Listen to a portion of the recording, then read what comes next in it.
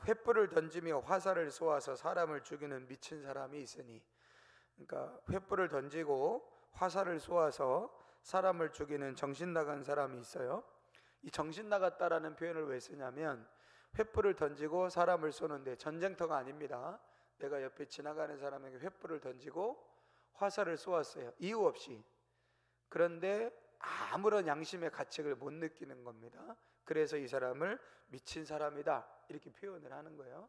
그러니까 다른 사람이 고통받고 다른 사람이 어려움을 당하는 데 대해서 전혀 정서적인 책임감이나 어떤 죄책감을 갖지 않는 사람의 모습을 이야기하고 있는 거죠. 그러면서 자기의 이웃을 속이고 말하기를 내가 희롱하였노라 하는 자도 마찬가지다. 다른 사람을 속여놓고요, 다른 사람을 속였는데 그 속은 사람이 얼마나 분하겠어요. 다른 사람을 속였는데 속은 사람이 얼마나 화가 나겠어요. 그런데 야, 내가 너 놀린 거야, 내가 너 희롱한 거야, 이렇게 대답을 하는 거죠. 그러면 속은 사람은 더 화가 나겠죠, 더 열받겠죠. 그러니까 상대방의 감정이나 상대방의 상황이나 상대방의 어려움에 대해서 전혀 공감하지 못하고 그가 당하고 있는 고통과 그가 당하고 있는 불행에 대해서 전혀 죄책감이나 책임감을 느끼지 못하는 사람, 이런 사람이 어리석은 자의 모습이다 라고 말하고 있는 거죠.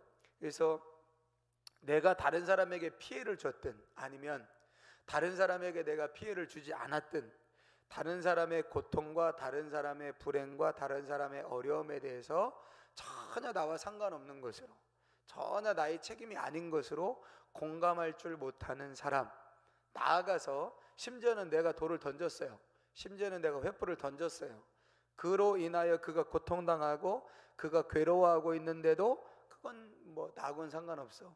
내가 말을 실수를 했지만, 아니 말을 사람이 실수할 수 있지, 그 말 가지고 끙끙대면서 고통당하는 건 네 몫이지, 그러면서 전혀 자기의 책임을 지려고 하지 않는 이런 사람, 이런 사람이 바로 어리석은 사람이다 라고 이야기하는 거죠. 이와 연결이 되어 있는 또 하나의 어리석은 자의 모습이 뭐냐면, 그래서 다툼을 만들어내요. 자꾸만 다툼을 만들어냅니다. 17절에 보니까 길로 지나가다가 자기와 상관없는 다툼을 간섭하는 자는 개의 귀를 잡는 자와 같다. 지나가다가 어떤 다툼이 있어요. 근데 지나가다가 어떤 다툼이 있는데 그 다툼에 간섭을 해요. 간섭한다라고 하는 단어를 쓴 이유는 뭐냐면, 두 사람의 싸움을 간섭하는데 내가 두 사람의 싸움을 조종하는 게 아니라, 두 사람의 다툼을 화해시키는 게 아니라 오히려 더 싸움을 더 크게 만드는 거예요. 그러니까 두 사람이 다툼이 있는데 두 사람이 해결하도록 내버려 둬야 되는데 두 사람이 싸우는 중에 간섭을 해서 싸움을 더 키우는 거예요. 이런 사람은 마치 개의 귀를 잡는 것과 같다라고 말합니다. 그러면서 나무가 닿으면 불이 꺼지고 말쟁이가 없어지면 다툼이 쉬느니라. 자, 장작에 불이 이렇게 있는데 나무가 다 탔어요. 그럼 불이 꺼지겠죠? 마찬가지로 말쟁이가 없으면 다툼이 없어진다. 그러니까 다툼이 누구 때문에 생긴다는 거예요? 말쟁이 때문에 생긴다는 거예요. 여기서 이 말쟁이라고 하는 표현도 그런 표현입니다. 그냥 말하기만을 좋아하는 것이죠. 책임을 지려고 하지 않는 겁니다. 두 사람이 다툼을 하고 있는데 그 두 사람을 화해시키기 위해서 내가 무엇인가 책임을 져야 된다면 책임을 짐으로 인하여 다툼을 그치는 거죠. 여러분, 보통 A라는 사람과 B라는 사람이 서로 다퉈요. 근데 이 다툼을 그치려고 하면 중재하는 사람이 뭔가 역할을 해야 되고 책임을 져야 되잖아요. 그렇죠? 그런데 자기가 역할을 하고 자기가 책임을 지려고 하지 않으면서 이 두 사람의 다툼에 간섭을 하게 되어지면 오히려 다툼이 더 커지는 경우가 있다는 거예요. 그래서 여기서 말하는 이 말쟁이라는 것이 그런 겁니다. 말만 있고 뭔가 역할과 책임을 하지 않으려고 하는 이 사람 때문에 다툼이 계속해서 발생이 되어진다라고 하는 거예요. 그래서 아까도 말씀드렸지만 어리석은 자는 어떤 일에 대해서 책임을 지려고 하지 않는다. 심지어는 자기가 한 일에 대해서도 책임을 지려고 하지 않는다. 이게 어리석은 자의 모습인데, 그로 인하여 자꾸만 다툼이 그치지 않고 다툼이 생겨지는 일들이 일어나게 되는 경우들을 이야기하고 있습니다. 숯불 위에 숯을 더하는 것과 타는 불에 나무를 더하는 것 같이 다툼을 좋아하는 자는 시비를 일으킨다. 자, 나무가 타고 있는데 이 불이 꺼져야 되는데 거기다 나무를 더 올리면 불이 훨훨 타오르겠죠. 이렇게 시비를 좋아하는 사람이 다툼을 더 일으키게 되어진다. 근데 어떻게 다툼을 일으키나 봤더니 22절에 보니까 남의 말하기를 좋아하는 자의 말은 별식과 같아서 뼛속 깊은 데로 뱃속 깊은 데로 내려간다. 남의 말을 하기를 좋아하는 거예요. 자, 남의 말하기를 좋아하는 것은 결국 시비를 일으키는 것이고, 그래서 더 다툼을 일으키는 것이다.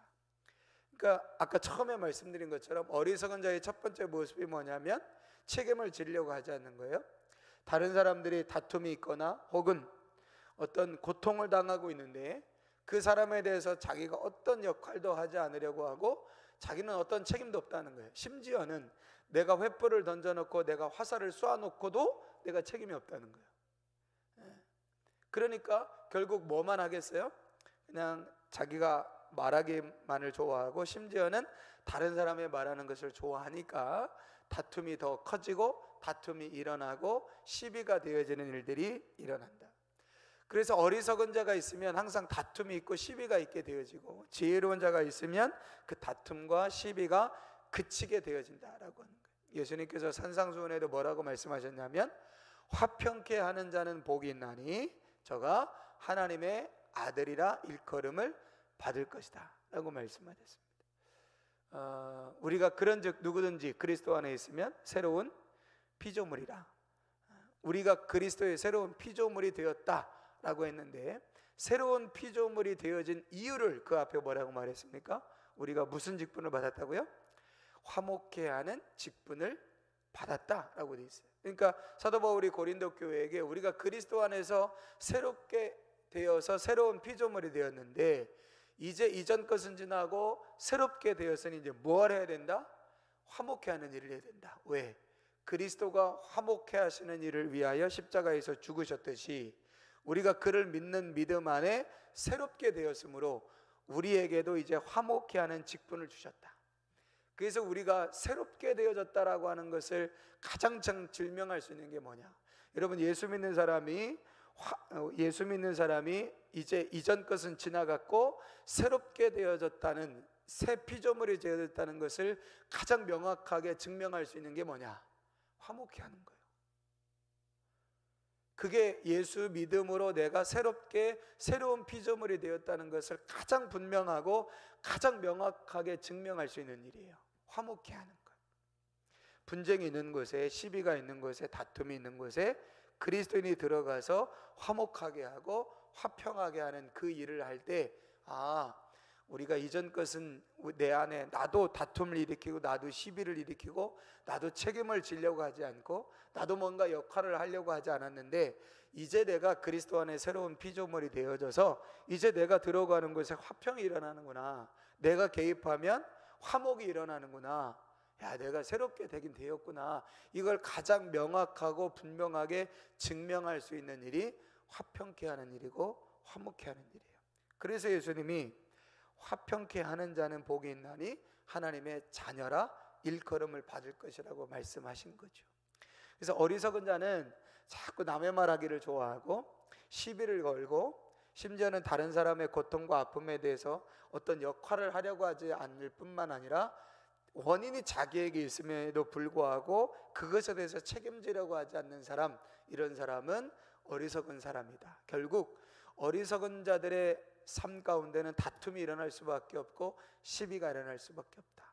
그러나 지혜로운 자가 그 관계 안에, 그 삶 안에 들어가면 다툼이 식어지고 화평케 되어지는 일들이 일어나게 되어집니다. 왜? 하나님의 자녀로서 새롭게 되어졌고 그 새롭게 되어진 그리스도인들이 어떤 역할, 어떤 책임, 그 역할과 책임 안에는 희생도 들어가겠죠. 손해보는 것도 들어가겠죠. 기도하는 것도 들어가겠죠. 본인이 감당해야 될 것을 감당하는 것도 들어가겠죠. 그럴 때에 화평을 만들어내는 일이 있게 되어지는 것이죠. 오늘도 어리석은 자의 길을 걸어가는 것이 아니라 지혜로운 자의 길을 걸어갈 수 있는 은혜가 있게 하시고 다툼이 있는 것에 화평을 만들어낼 수 있는 삶을 살아가는 은혜가 있어지기를 소망하면서 이 아침에 은혜를 구하며 기도하시는 시간 되시기를 바랍니다. 하나님 아버지, 오늘도 우리의 삶을 인도하시